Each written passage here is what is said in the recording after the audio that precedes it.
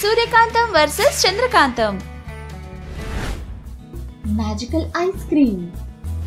ఒకరోజు సూర్యకాంతం గుడికి వెళ్లి ఇంటికి వస్తూ ఉండగా దారిలో స్కూల్ బయట ఒక పేదవాడు ఐస్ క్రీమ్ బండి పెట్టి ఐస్ క్రీమ్ అమ్ముతూ ఉంటాడు. ఆ వ్యక్తి స్కూల్ పిల్లలతో ఎంతో ఆప్యాయంగా మాట్లాడుతూ వాళ్ళకి ఐస్ క్రీంలు ఇస్తున్నాడు. అక్కడే ఇంకొద్ది దూరంలో ఒక పిల్లవాడు నిల్చొని చూస్తూ ఉన్నాడు. అక్కడ పిల్లలంతా ఐస్ క్రీమ్ తింటూ ఉంటే తను మాత్రం అలాగే ఆశతో చూస్తూ ఉన్నాడు.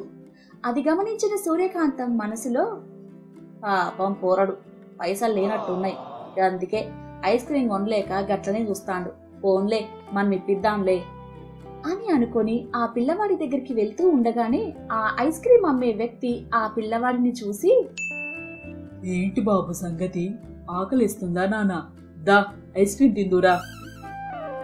ఆకలైతే ఉంది కానీ నా దగ్గర డబ్బులు లేవు. పర్లేదులే బాబు, ముందైతే నువ్వు ఐస్ క్రీమ్ తిందురా అని ఐస్ క్రీమ్ ఇస్తాడు. ఆ పిల్లాడు ఐస్ క్రీమ్ తీసుకుని చాలా సంతోషంగా తింటూ ఉంటాడు.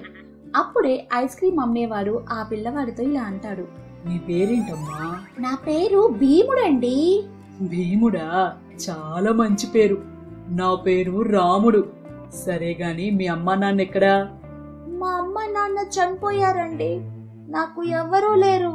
అవునా బాబు, ఊరుకో అమ్మా ఊరుకో, ఏడవకు. సరే అయితే నాతో ఉంటావా? నాకు కూడా ఎవ్వరూ లేరు, నిన్ను బాగా చూసుకుంటా, బాగా చదివిస్తాను కూడా అని అంటాడు.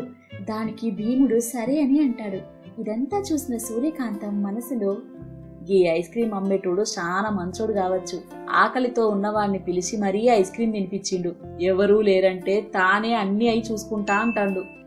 కానీ అతన్ని చూస్తా ఉంటే తన దగ్గర సరిగ్గా పైసలు లేనట్టున్నాయే, ఆయన పిల్లాన్ని ఎట్లా చదివిస్తాడు అని మనసులో అనుకుని ఐస్ క్రీమ్ అమ్మేవాడి దగ్గరికి వెళ్ళి ఇలా అంటుంది, ఇగో బిడ్డ, గప్పటి సంది మీ ఇద్దరు ముచ్చట ఇంటాన్నా, గిట్ల అడుగుతున్నానని తప్పుగా అనుకోకు, నిన్ను చూస్తా ఉంటే నీ కాడ పైసలు లేనట్టున్నాయి కదా, నువ్వు గా పోరని ఎట్లా చదివిస్తావు, ఎట్లా చూసుకుంటావు?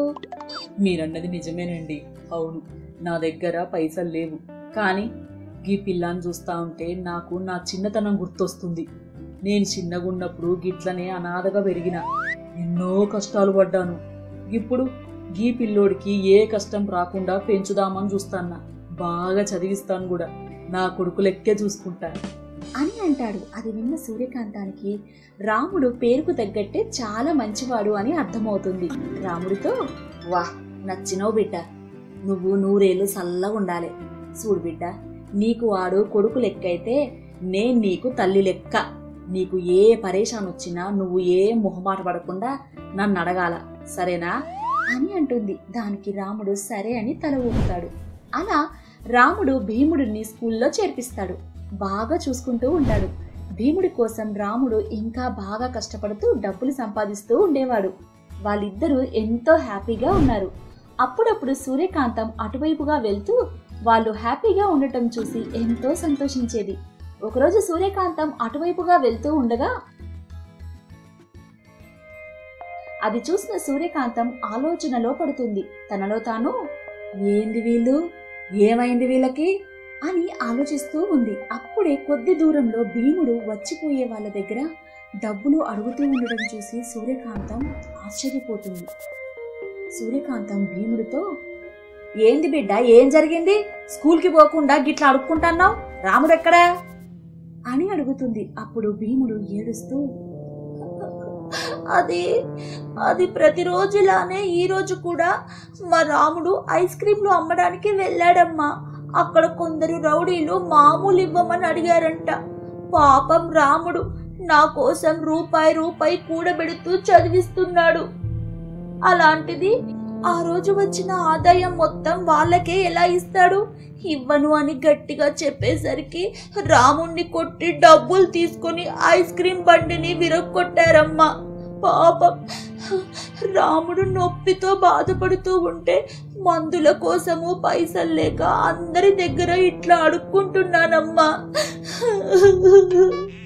అని చెప్తాడు. అది విన్న సూర్యకాంతానికి రాముడిని భీముడిని చూసి జాలేస్తుంది. వాళ్ళ ప్రేమానురాగాలను చూసి ముచ్చటపడుతుంది. ఆ రౌడీలపైన కోపం వస్తుంది. వెంటనే భీముణ్ణి తీసుకొని రాముడి దగ్గరికి వెళ్తుంది. వెళ్లి తన మ్యాజిక్ తో రాముడి గాయాలని అంతా మాయం చేస్తుంది. విరిగిపోయిన ఐస్ క్రీం బండికి బదులు మ్యాజిక్ ఐస్ క్రీం బండి ఇస్తుంది. అది చూసి వాళ్ళిద్దరూ ఎంతో సంతోషిస్తారు. అప్పుడు సూర్యకాంతం రాముడితో, ఏందిరా నువ్వు ఇంత పెద్ద కష్టం వస్తే నీకు ఈ అమ్మ గుర్తుకు రాలేదారా? సరే అయ్యిందేదో అయ్యింది, ఇక నుంచి నువ్వు ఎవ్వరికూ భయపడేది లేదు. ఇగో గిది మ్యాజిక్ ఐస్ క్రీం బండి, ఇది నువ్వు వాళ్ళకి ప్రేమతో ఇవ్వు చాలు, ఇక మొత్తం గదే చూసుకుంటది. అది విన్న రాముడు భీముడు ఎంతో సంతోషిస్తారు. మరుసటి రోజు ఆ రౌడీలు మామూలు కోసం మళ్లీ వస్తారు. సూర్యకాంతం ఇచ్చిన ధైర్యంతో రాముడు భయపడకుండా అక్కడే ఉంటాడు. ఆ రౌడీలు వచ్చి మామూలు అడుగుతారు. అందులో ఒకడు, ఏందిరా నిన్న తిన్న దెబ్బలు సరిపోలేదా? మామూలు ఇవ్వరా? నిన్న మీరిచ్చారు, ఈరోజు నేనిస్తాను అని అంటాడు. దానికి అక్కడ ఉన్న అందరు రౌడీలు రాముడిని చూసి గట్టిగా నవ్వుతారు. అందులో ఒకడు, ఏందిరా ఇప్పుడు నువ్వు మమ్మల్ని కొడతావారా? ఏది కొట్టు. లేదన్నా, మీకిస్తానన్నది మీరు నాకు నిన్న ఇచ్చిన దెబ్బలు కాదన్నా, ఐస్ క్రీము. మీకు ఐస్ క్రీమ్ ఇస్తానన్నాను అని అంటూ వాళ్ళకి ఐస్ క్రీమ్ ఇస్తాడు. అది చూసిన వాళ్ళు ఇలా అనుకున్నారు, ఆ గది ఈడు దారిలోకి వచ్చిండన్నా, అందుకే మనకు ఐస్ క్రీమ్ ఇస్తాడు. ఇవ్వురా ఐస్ క్రీము, మంచిగా తిని పెడతాము.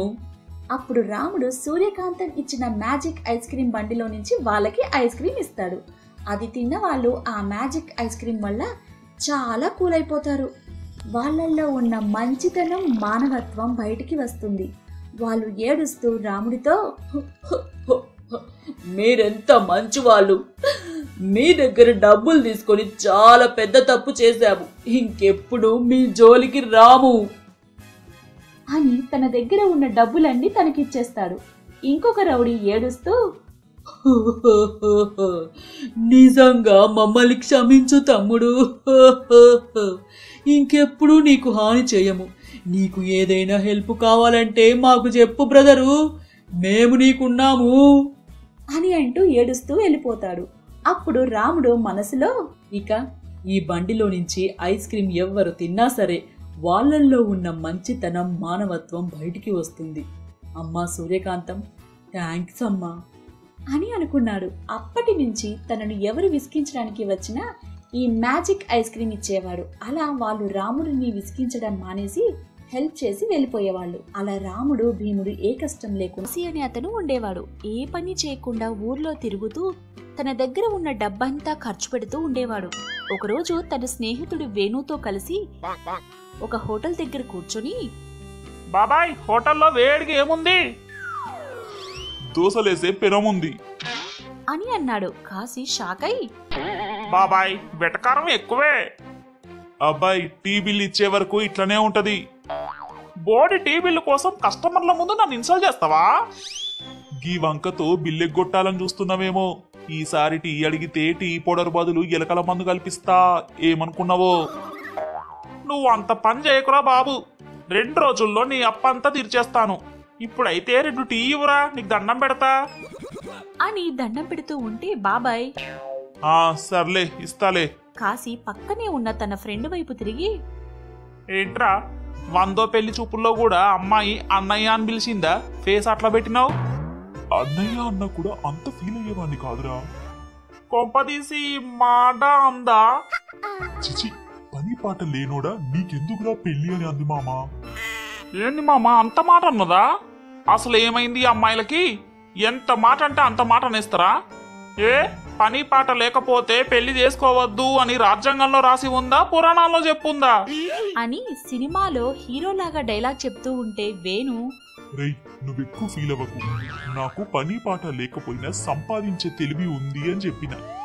అది నా బిజినెస్ ఐడియాస్ అన్ని చెప్పాను. అమ్మాయి పెళ్లికి ఒప్పుకుంది.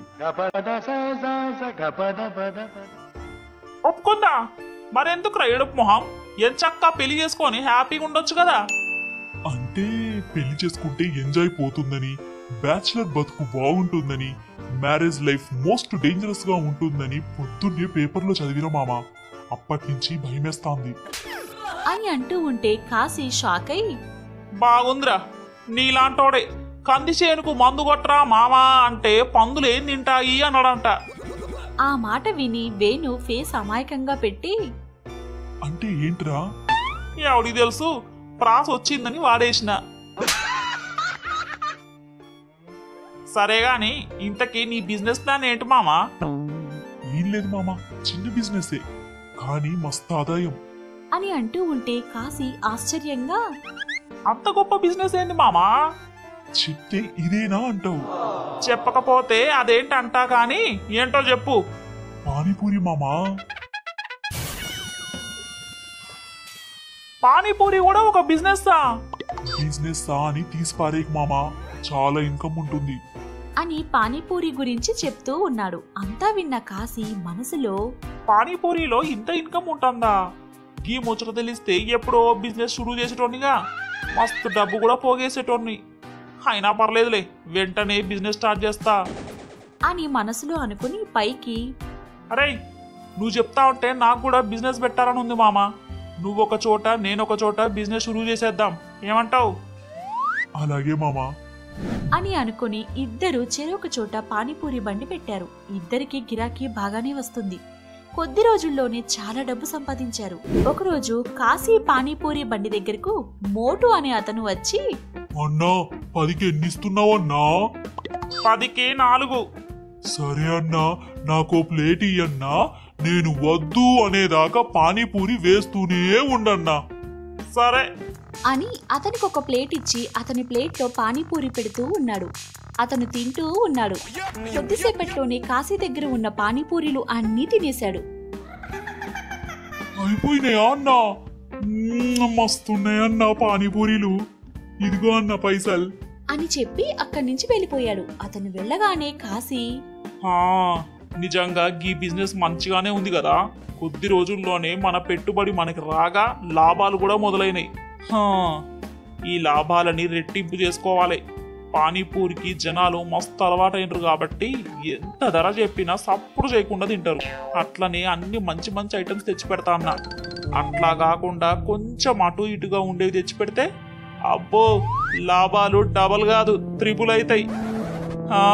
రేపటి నుంచి గా పని చేస్తా అని అనుకుంటూ ఆ రోజుకి షాప్ మూసేసి వెళ్ళాడు. తర్వాత రోజు అనుకున్నట్టుగానే కల్తీ చేయడం మొదలుపెట్టాడు. కల్తీ నూనెలో పూరీలు చేసుకుని పురుగులు పట్టిన బఠానీలు, కుళ్ళిపోయిన టమాటాలు అన్నీ సిద్ధం చేసుకుని సాయంత్రానికి ఎప్పట్లాగే బండి పెట్టాడు.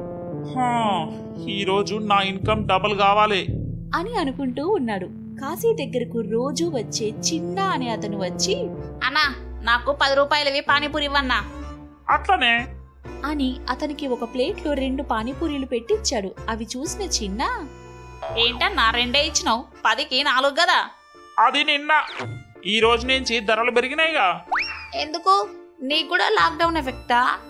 అవును తమ్ముడు, అన్నిటికీ ధర పెరిగింది. 10కి 4 అమ్మితే నాకేం మిగలట్లే, అందుకనే 2 ఇస్తాన్నా అని అన్నాడు. చిన్నాకి పానీపూరి అంటే చాలా ఇష్టం. దాంతో సరే అనుకుని 10కి 2 చొప్పున పానీపూరి తినేసి వెళ్ళాడు. అలా ఆ రోజు వచ్చిన వాళ్ళంతా కాశీ చెప్పిన మాటలన్నీ విని పానీపూరి తినేసి వెళ్లారు. కాశీ అనుకున్నట్టుగానే ఆ రోజు అతని ఇన్కమ్ డబల్ అయింది. దాంతో అతనిలో ఆశ మరీ ఎక్కువైంది. ఆ రోజు నుంచి రోజు అలా కల్తీ వస్తువులతో పానీపూరి చేసి అమ్ముతూ ఉన్నాడు. వారం 10 రోజులైంది. డబ్బులు ఎక్కువ వస్తూ ఉండటంతో కాశీ ఇంకా ఇంకా కల్తీ చేస్తూ వచ్చిన డబ్బులతో జల్సాలు చేస్తూ ఉన్నాడు. అలా ఒకరోజు సాయంత్రం పానీపూరి బండి పెట్టుకుని జనాల కోసం చూస్తూ ఉండగా ఒక జీప్ వచ్చి అక్కడే ఆగింది. అందులో నుంచి విజయ్, హరి అనే ఇద్దరు దిగి ఇతని బండి వైపే వస్తూ ఉండటం చూసి, ఈ రోజు పెద్ద గిరాకే వస్తున్నట్లుంది. 10కి 1 అన్నా కూడా తినేసేలా ఉన్నారు వీళ్ళు అని అనుకుంటూ ఉండగా వాళ్ళొచ్చి, ఎట్లా ఇస్తున్నావు పానీపూరి? డబ్బులకు సార్ అని అన్నాడు. హరి షాక్ అయి, నేనింకా పెంకాసులకి ఇస్తున్నావులే అనుకున్నా, కానీ 10కి ఎన్ని?